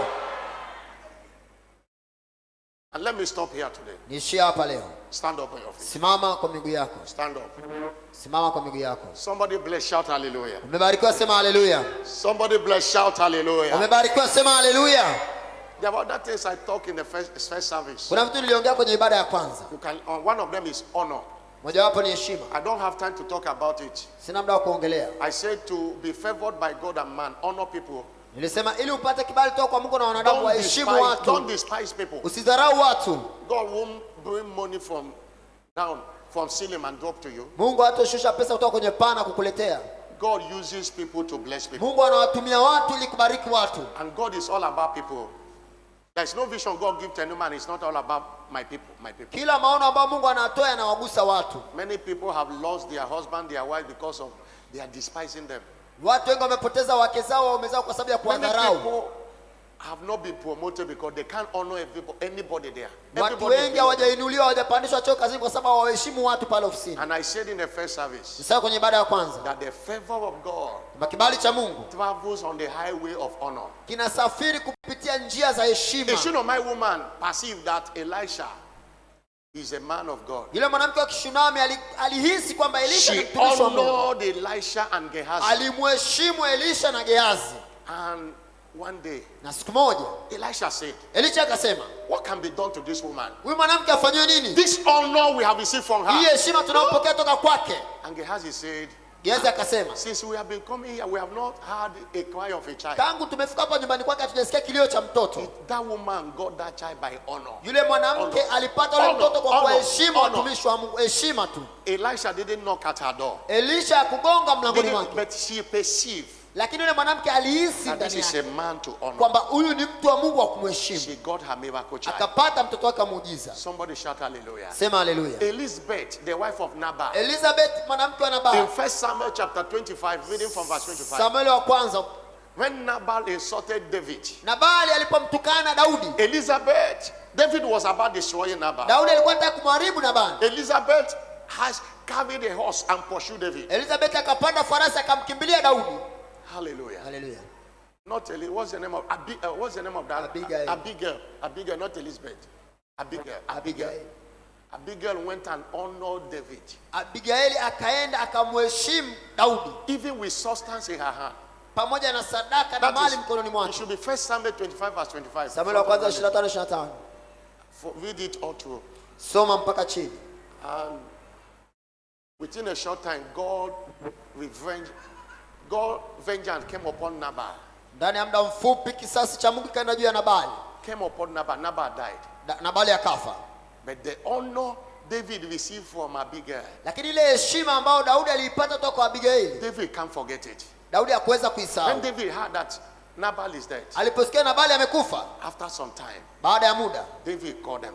Daudi akamwita. Go and bring Abigail. Akawaita watumishi wake He wakamleta Abigaili. married Abigail. Akamwoa Abigaili mke wa A Nabali. widow got married because of honor. Yule mjane aliolewa kwa sababu ya heshima. Somebody shout hallelujah. Sema haleluya. I can give you an example. Honor people. Naweza kupa mfano, waheshimu watu. The person you despise today Mtu unayemdharau leo might be the one God wants to use tomorrow to bless you. anaweza kuwa ni mtu ambaye Mungu anataka kumtumia kesho kukubariki wewe. That's why I don't despise people. Ndio maana usidharau watu. I don't talk against people. I don't talk against ministries. Mimi siongei I kinyume na honor watu. the commission organization I am. siongei I kinyume honor na my huduma fathers. za watu. I honor every church. I don't Ninaheshimu have any huduma hii time niliyopo. to run a church down. Ninaheshimu makanisa Whether they mengine, are Orthodox, whether they are Pentecostal, yawe ni whatever they are doing. makanisa yale ya kale, yote naheshimu. Every man of God I see have a grace I need. Kila mtu wa Mungu namwona na neema anayohitaji, I honor them to access it. ninamheshimu ili kupata hiyo neema. They might have weakness I've had. Wanaweza kuwa na udhaifu I uliosikia, ignore their weakness. lakini naachana na udhaifu The wao. day God told Bishop Oyedepo, Siku Mungu alimwambia Askofu Oyedepo, go and meet my servant Benson Idahosa. nenda ukakutana na mtumishi wangu Benson Idahosa. Bishop Oyedepo said, God, I have had a lot of bad things about this man. Askofu Oyedepo akamwambia Mungu, nimesikia mambo mabaya sana kuhusiana na huyu mtumishi. God said, go. Mungu akamwambia nyenda. It's not about what people say about them. It's Sio what swala God kile said. watu wanasema kuhusiana na wewe, ni kile And ambacho God told ninakwambia. Idahosa, I'm sending somebody to you. Mungu naye akamwambia Idahosa, ninamtuma mtumishi wangu Before aje Bishop kwako. Oyedepo arrived Benin, Askofu Oyedepo alipofika kule Benin, Idahosa was already waiting for him. Idahosa alikuwa They have tayari never amekuja met kumpokea. before. Walikuwa hawajawahi kukutana It huko was a nyuma. divine connection. Waliunganishwa kiungu. Bishop Oyedepo nearly missed that blessing Askofu Oyedepo nusura angekosa hiyo baraka, because he had a lot of things kwa sababu about him. alisikia maneno mengi mabaya kuhusiana na huyu mtumishi wa Mungu. Honor people. Waheshimu watu, It attracts favor. inaleta kibali. Honor your boss. Mheshimu bosi wako, Honor the subordinates. heshimu walioko chini yako. Somebody shout hallelujah. Sema haleluya. When they will recommend you, you will not be there. Wakati watakapotoa maneno mazuri kuhusiana na wewe, unaweza usiwepo. It's one of the secrets of honor. Ni moja ya siri ya kupata heshima. I wish the Holy Ghost put in my heart to share with you. Roho Mtakatifu ameniambia nikushirikishe You hivi. might not see it in any of the church share. It's not one of the points God's servant gave. But the Holy Spirit put it to share it with you. Roho Mtakatifu ndo ameniongoza nikuambia umuhimu wa heshima. Those little forces.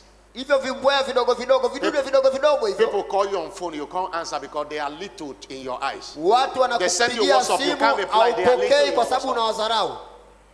No, honor people. Hapana, waheshimu watu. That's the secret of the blessings and favor. Hiyo ndio siri ya baraka zetu. You are calling me daddy, I'm calling you mommy also. Unaniita mimi baba na mimi nakuita mama. And don't think higher than you. Sidhani mimi ni bora kuliko And wewe. pastoring you is a privilege. Kukuchunga kwangu wewe ni upendeleo tu nimepewa. It's a privilege. Ni upendeleo tu. Somebody shout hallelujah. Sema haleluya. And not because I'm your pastor, I will not disrespect you. Sio kwa talk sababu mimi ni against you, mchungaji wako defend nikudharau you. wewe. No. Hapana. I say no. Hapana. Praise the Lord. Bwana asifiwe. I say praise the Lord. Bwana asifiwe. It's a new day for you. Ni siku mpya kwako. Lift up your voice and give him Inua all, sauti yako, mpe Mungu utukufu. give him all the honor, give him Mpe all the heshima, mpe adoration. adhamu. Give him all the praise. Mpe sifa. Somebody bless that, shout hallelujah. Umebarikiwa, sema haleluya. We want to be anointed for favor. Tawapaka mafuta kwa ajili ya kibali.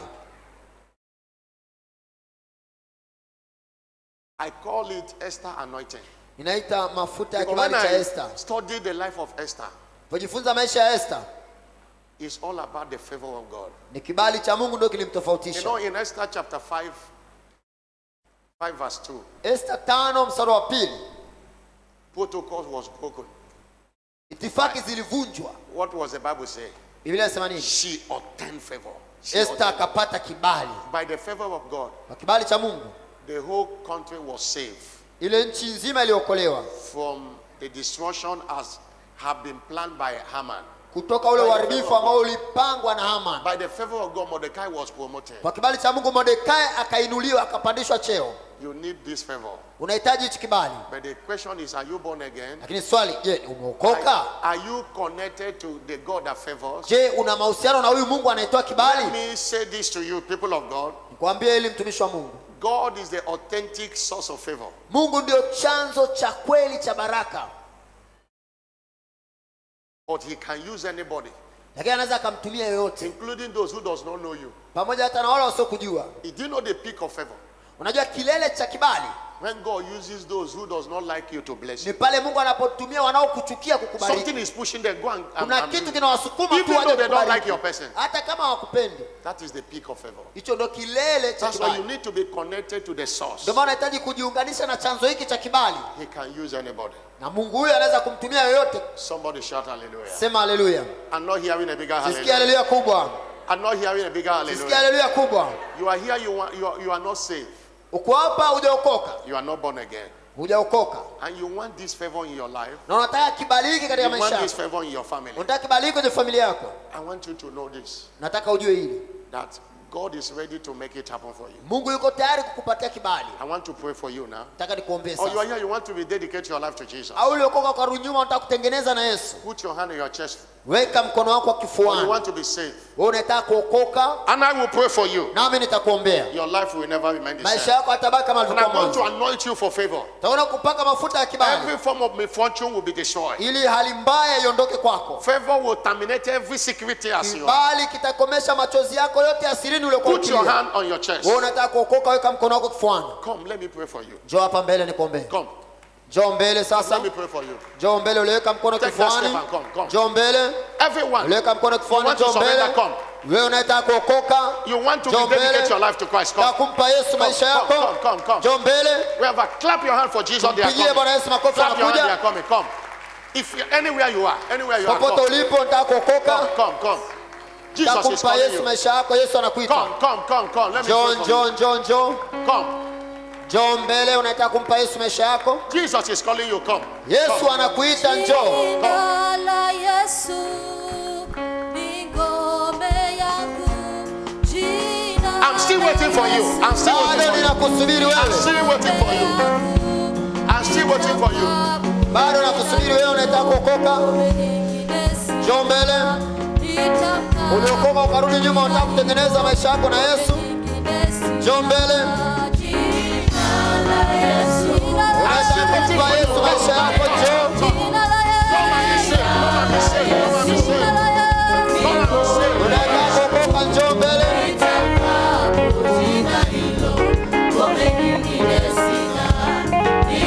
I'm still waiting for you. Come. Bado ninakusubiri, njoo kwa Yesu. Njoo Want to kwa Yesu. dedicate your life to Christ. Come.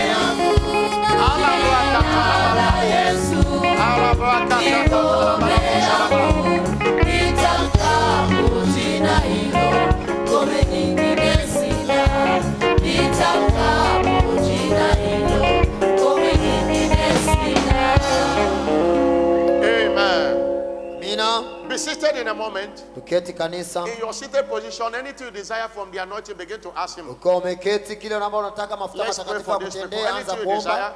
Because after praying for them, we'll stand up with a bottle of anointing oil. Kisha waombea watu, tutasimama kwa ile chupa yetu ya mafuta Begin to matakatifu. cause every form of misfortune. Anza kulaani kila hali mbaya. Everything you get, you must struggle to get it. It's not God's agenda for you. Kila No. kitu unachopata unapata kwa taabu, huo sio mpango wa Mungu kwako. Hallelujah. Haleluya. I say hallelujah. Haleluya. Was it in this service or in the first service I said? Kwenye ibada ya kwanza nilisema, In the whole of the month, if anything that enters your hand is your salary, you lack the favor of God. kwa mwezi mzima kama unachopata ni ule mshahara wako tu, basi wewe It's not umekosa God's kibali cha agenda for Mungu. you. It's not. Huo sio mpango wa Mungu kwako. Favor is for the righteous. Kibali kinapatikana kwa wenye haki. Begin to pray on your seated position. Anza kuomba uko umekaa, unachotaka And every one utendewe of you kupitia mafuta here. matakatifu. Pray after me. Say, Lord Nyie mlioko hapa Jesus, mbele, fuatisheni maneno haya. Sema, Bwana Yesu. Ulioko hapa mbele, fuatisha haya maneno. Sema, Bwana Yesu, asante kwa neema yako. Tafadhali tamka. Unapotamka ndo unapata wokovu.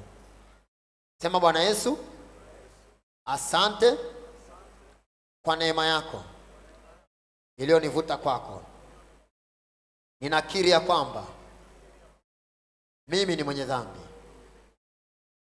Nisamehe dhambi zangu. Nioshe kwa damu yako. Futa jina langu kwenye kitabu cha hukumu. Andika jina langu kwenye kitabu cha uzima.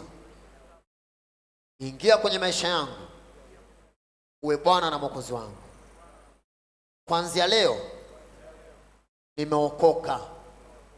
Nitakufuata na kukutumikia siku zote za maisha yangu.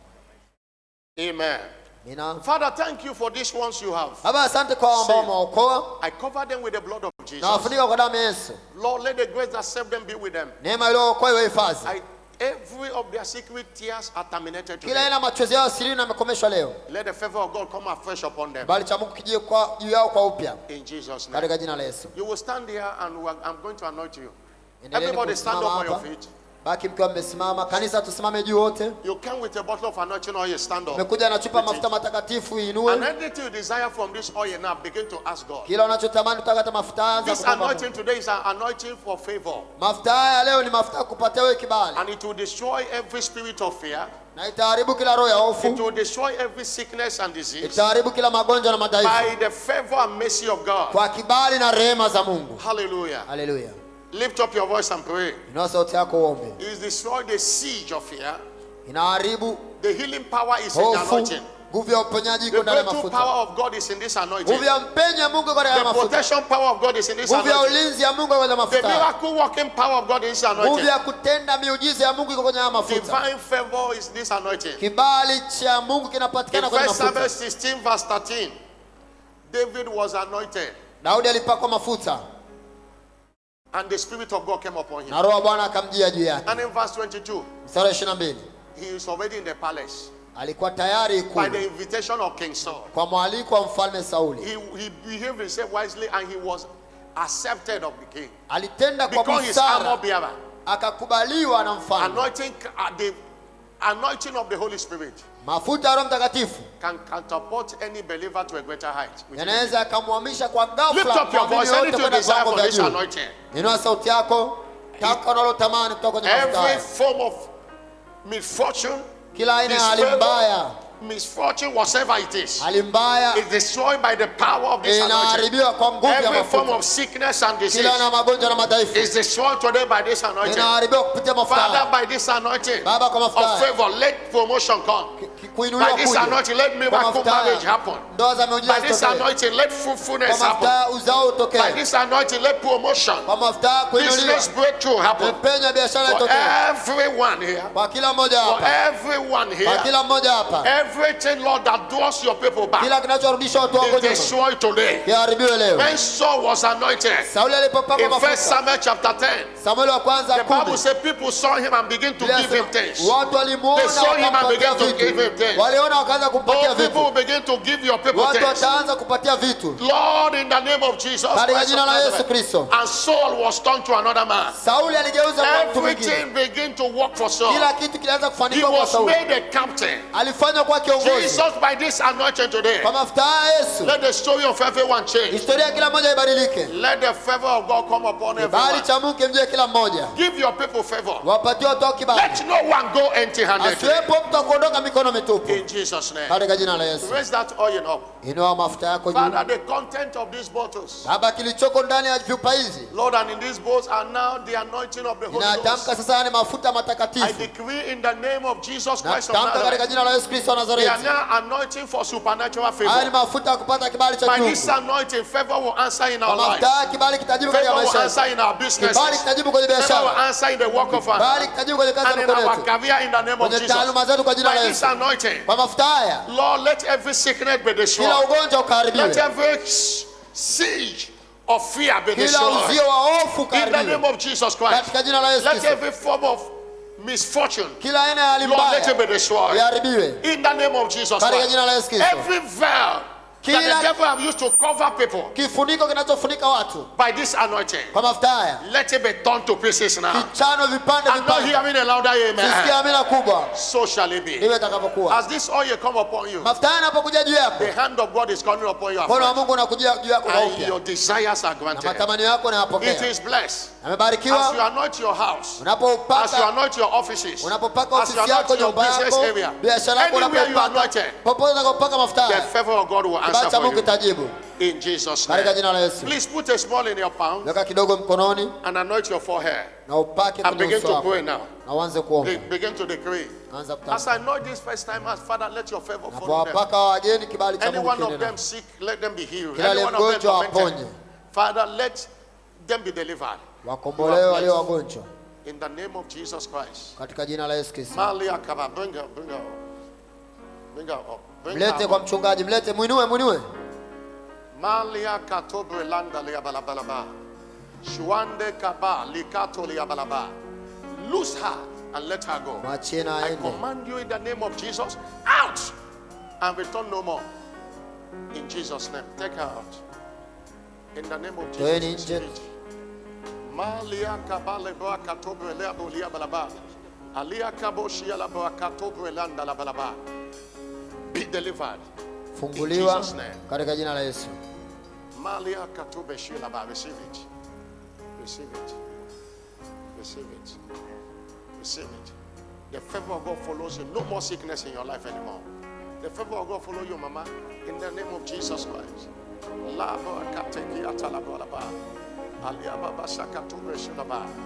Go with this favor. It shall speak in your life.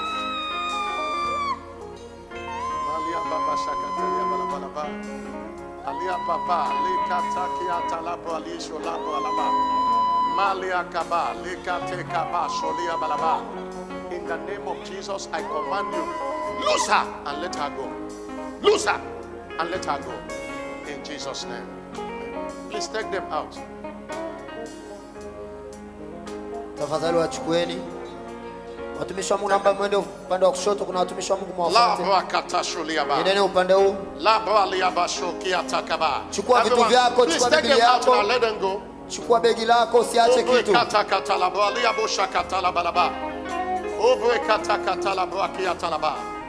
Thank you, Jesus. Asante. Take a small in your cup. If they speak, Romans chapter 8 verse 11. Warumi 8:11. Weka kidogo kwenye kiganja cha mkono mafuta. That way Jesus from death dwell in you. He that way of Jesus from death shall quicken your mortal body. Yule alimfufua Yesu kwenye wafu atafuisha na mwili wako. Kwa roho yake akae ndani yako. Father, as we partake of this mystery, everything you have not planted in our life, kila kitu ambacho hujapanda ndani yetu, let them be rooted out. Kingolewe. Let them be rooted out. Kingolewe. Let them be rooted out. Kingolewe. In the name of Jesus Christ, so shall it be. Ndivyo itakavyokuwa. Everyone that believes that, please do that. Unakunywa kidogo hayo mafuta. Ya boakatali ya boshikatala balaba. Obrekete kata brashubelanda kiata. Makiato belando breketo baliaba. Abrakate kaloboshi elabakato belande kiata laba. The favor of God is coming upon you. The favor of God. Oh, you are wearing a garment of favor now. God is putting on you a garment of favor. God is putting on you a garment of favor. God is putting on you a garment of favor. That garment of disfavor have been removed. You have been put on now the garment of favor. You have been put on the garment of favor. Oh, Yakaba, Katopo Elia, Alianda Kateketu la Balabashila, Elia Kata, Baliaba, Gloria Katopo Katalia. Everyone stand up and pray in the Holy Ghost. Oh, the garment of favor is coming upon you. The garment of favor is coming upon you.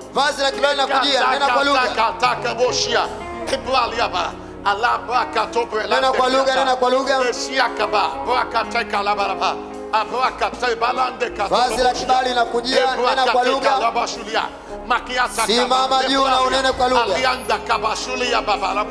Alia baba sakiata obreketolia balabalaba alia baba la brakotolobo shiala balaba alia baba shalaba. My God is a miracle God. Oh my God is a miracle God. He can never fail. He can never change. He will do what he says he will do. He